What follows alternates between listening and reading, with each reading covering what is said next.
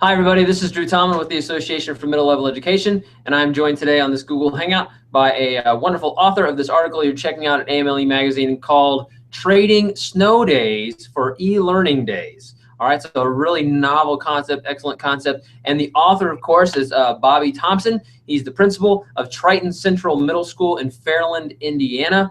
And just really excited. I want to talk a little bit more about this concept, how it happened, and how it's going forward. So thank you so much, Bobby, for talking with us today. No, it's my pleasure. Thanks for having me.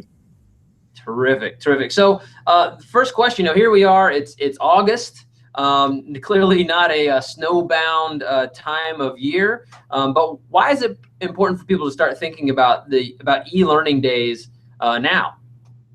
Well, one of the things that we learned is that we want to give our teachers ample amount of time to look at our students' data to see what possible areas we might need remediation in, or something that could continue on within a lesson that wouldn't be 100% flowing within a lesson, if that makes sense. And so what we want to make sure is that we're able to, on a whim, call a day off of school, but still have school, and our students wouldn't be lost without our teachers, because we actually do this in our corporation, K through 12. And so Wow. when you start talking primary grades, we want to make sure that we had those lessons planned appropriately for them. So that was one of the main reasons we'd want to start now, so you can identify those areas that your students would need the most on those days off. Right, right, which is key with, like you said, creating impactful lessons during those days. It's not just busy work to keep kids occupied, but it's actually targeted with what their needs are. So that's awesome. Clearly, teachers are at the center of this successful endeavor. So how did you get teacher buy-in for this e-learning idea? Since, they're the ones who are developing the lessons and, as you say in the article, meeting with students virtually as well. Yeah, we're a one-to-one school, and so our teachers really embrace technology here. So when we came to them with this idea, one, they were excited because they feel much like we did with the snow days, with just being kind of lost instruction days, especially before those state assessments. And so they were excited to have an opportunity to continue on the education at that time.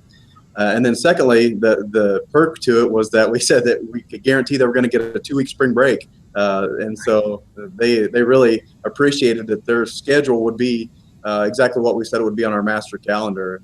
And again, that was just a byproduct. But the main thing that we got back from our teachers from after doing it was that they really enjoyed the interaction with the students, and they felt like it was a true 21st century learning experience that they couldn't duplicate inside the classroom. Right, right. I mean, the learning experience shouldn't be dictated by weather, and shouldn't be dictated by the beginning or ending school bell, right? It should be something that they're doing all the time. So that's awesome. And of course, hey, the 2-week spring break, that doesn't hurt either. That's right. So another stakeholder that clearly helped with the success of this is families. So in the article you talk about polling families. So by polling families about their internet accessibility, clearly you worked with them to make the idea work. So what kind of feedback have you received from families since that time? What's working with them, and what actually honestly needs to be worked on from your perspective? Well, we got lots of feedback that we had kept them a part of our process, because again, they're one of the main stakeholders. And so just some of the feedback we got right away was that they felt like our first e-learning day, which was over a year ago now, was too much work for our students. And we want to make sure that we gave 6.5 hours worth of instruction to our students like they would get at school. And so we want to make sure that was a meaningful learning day for them. So we listened to that. We modified a few things, especially looking at special needs and some of those that may take a little bit longer, so that we make sure that we're meeting all the needs there. Our feedback from our out-of-district students, because we have students that transfer into our schools, was that they would rather have e-learning days than 2-hour delay days. They felt like those days were much more meaningful to their students as far as learning goes. And so that was great feedback to get. As far as internet accessibility, we really worked with our students, and we had different platforms for them to do it. We had them preload the information on their devices well ahead of time. Students that didn't know if they would have accessibility to their machines, depending on the caregiver of that day, we made sure they had paper packets to take with them, and they just kind of held on to those until those days. So we did a lot of different avenues to do that, and honestly, the feedback was overwhelmingly positive, and great feedback for us. And so we didn't find any issues with the students not being able to do the work on those days off. And if a student did, obviously they weren't penalized for that. We created time for them before and after school and other ways and provided transportation so that we could make sure that that time was made up with them. So. That's great. What a great, I mean, obviously very responsive and very intuitive effort here. I mean, you're clearly listening to the family's voices and what works. And yeah, when they come back and say, hey, this is too much work, you didn't just say, well, tough luck to you. We're going to stay rigorous. But instead, you were flexible with that. So that's a truly responsive school. So congratulations on that. Another thing, you mentioned that in terms of the benefit to students, you mentioned that e-learning days help students communicate and collaborate from a distance more effectively. So what other benefits did you see, in achievement or in any other way that you saw students benefit? We learned, I think, just as much as the students did by practicing these days. One was that we do practice these before we actually call a day. So when the weather's still really nice outside, we let our kids come in and we practice one of these days in their pajamas and stuff. And so it was really interesting to see the correspondence, via email. Once a teacher says, okay, I'm here, but I'm not really here.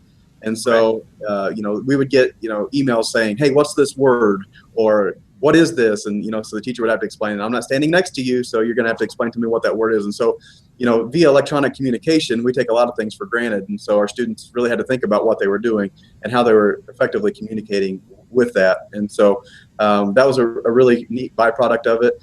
We had students going above and beyond and creating Google Hangouts and other areas so they could collaborate with their own peers about and work on different things. And so that created an avenue we hadn't really thought our students were going above and beyond. And so just really, really impressed with the depth of what our students were able to do with truly 21st century skills. And communication is, one that we hear all the time from the workforce that they really want us to work on. Our students had a true telecommuting experience. And, if you look down the road into the future, that may be something that our students are doing more and more of. And so we felt like, if our students were able to start that in elementary school and do that all the way through high school, is that, that would be a definite advantage for them going into the post-secondary world or business world. So those were all some really, really neat things that came out of it that we really didn't expect. And then the last thing that I was really impressed with is, since we do look at a lot of data and try to be a data-driven school, is that our students' submittal rate for actual work done those days is much, much higher than on a normal day, and our teachers were really impressed with that too. And so, and then the last trend that we saw was interesting to us is that our earlier students, we're a 5 through 8 building here at Triton Central Middle School, and our 5th graders were starting school much, much earlier, about a little after 6 o'clock, 7 o'clock range a.m. And then our 7th and 8th grade students seem to be logging in about 10:30, 11 o'clock a.m. And so we found that very interesting. They want to work later into the day, where our elementary students seem to be wanting to be getting done much quicker with that. So those were just some of the things that we saw that we found very, very interesting. So. Right, but obviously, they wouldn't have that kind of flexibility unless you had those different options for them. That's what's really. And I'm glad that you mentioned like this 21st century skills and the workplace stuff, because as you were talking, I thought, gosh, this is college and career readiness. This is what everyone talks about, giving kids practice to collaborate, communicate, and create all that kind of great stuff. So once again, I hope people who are reading this article and listening to this interview reach out to you, because I think this is really something that should be in place at all schools and school systems. All right, so I'm going to take you on a metaphorical journey, Bobby, if you're ready for it. What do you think? Sure, let's go for it. Ready? All right, okay, here we go. So if e-learning days were a food for middle level education, what kind of food would they be and why? Oh, that's a great question. I don't know about a specific food, but I would say maybe thinking about food science a little bit, I would think that they're protein. And so I guess chicken might be a good food to relate to that, because I feel like they're a building block with that. So as protein as a building block, is that we want to make sure that we are maximizing our learning before the state assessments. During these days, we wanted them to be quality days. And so we wanted to build on skills that we needed, some areas to focus on with, with previous testing data or our students' formative assessment data. So with using these days to build on those skills, I would say that they're a protein. And so we felt like we were able to carry on with our normal functions, much more fluidly with these e-learning days, rather than taking a break or a 2 or 3 day break and then trying to come back and pick that up, and then watching the weather again with maybe 2-hour delays. Being in a rural area, the weather can really dictate and really change your schedule quite a bit, but we were able to just continue on with our normal functions, so to say, with that. And so protein is a very, very big piece of that. So. Yeah, absolutely. Gosh, yeah, and protein, I mean, like you said, building blocks, that's a perfect metaphor. Like I think about, a piece of chicken, that is the piece that you have in the middle of the plate, then you have the side dishes around it. But without that chicken, you really don't have a complete meal. So you're delivering a complete educational meal for all these kids, Bobby. Goodness gracious. Well done. Oh, thank you. Thank you for the kind words.